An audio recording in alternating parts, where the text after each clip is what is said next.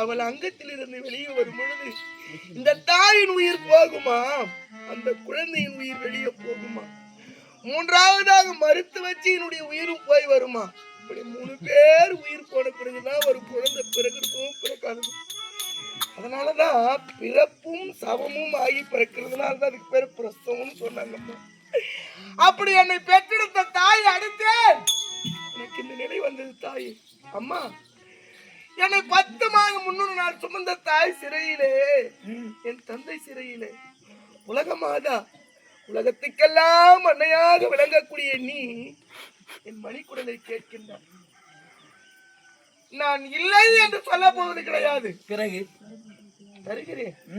ஆனால் அந்த பெண் யாரோ நான் யாரோ சற்று நேரத்திற்கு முன்பாகத்தான் உன் ஆலயத்தின் முன்பாக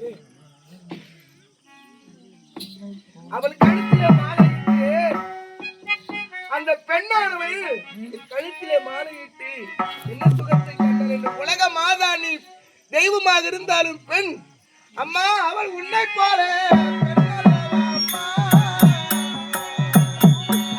உன்னை போல பெண்ணல்லவா அம்மா.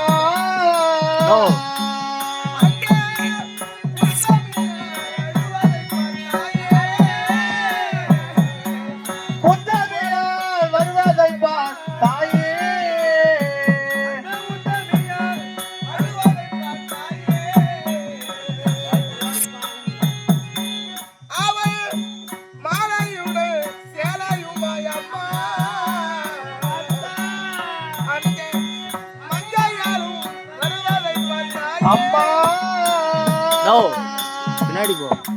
அம்மா, இவள் உன்னை போல ஒரு பெண். இந்த பெண்ணானவள் இவள் கழுத்திலே மாலையிட்டு, என்னம்மா சுகத்தை கண்டாள். ஒரு பெண்ணுக்கு மாலையிட்டு நல்ல முறையிலே வாழ்க்கை நடத்துகின்றவனே கணவன். அவளை பாதியிலே விட்டு போகின்றவன் கணவனுக்கு கணவன் என்ற பெயருக்கு அர்த்தமே கிடையாதம்மா. இவள் யாரோ நான் யாரோ மாலையிட்டேன். இந்த நேரத்திலே என் உயிரை கேட்கின்றாய்.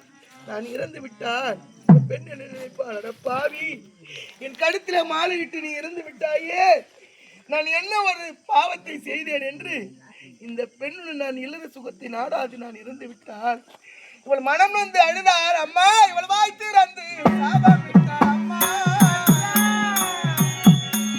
வாய் திறந்து சாபம் விட்டாள்.